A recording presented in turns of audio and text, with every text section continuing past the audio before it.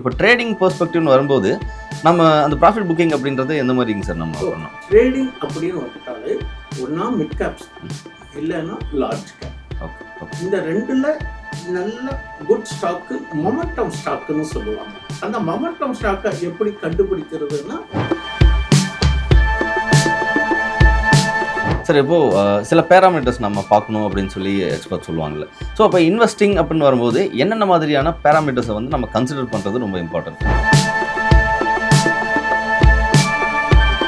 ஒன்று trade discipline அப்படின்னா time management.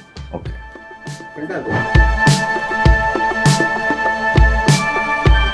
அதுவும் பர்டிகுலர்லி இந்த ஆப்ஷன் ட்ரேடிங் பண்றாங்க பார்த்தீங்கன்னா, call option, put option, stock option, அவங்க கண்டிப்பா ஓவர் நைட் பொசிஷனை வச்சுக்க கூடாது.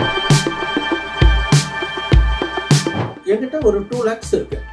எப்பவுமே இன்வெஸ்ட்மெண்ட்டாக இருக்கட்டும், ட்ரேடிங்காக இருக்கட்டும், வெளியில கடன் வாங்கியோ, கிரெடிட் கார்டு யூஸ் பண்ணியோ, இல்லை ஃப்ரெண்டு கிட்ட அட்ஜஸ்ட்மெண்ட் வாங்கியோ அன்வான்டாக இதில் கொண்டு வரக்கூடாது.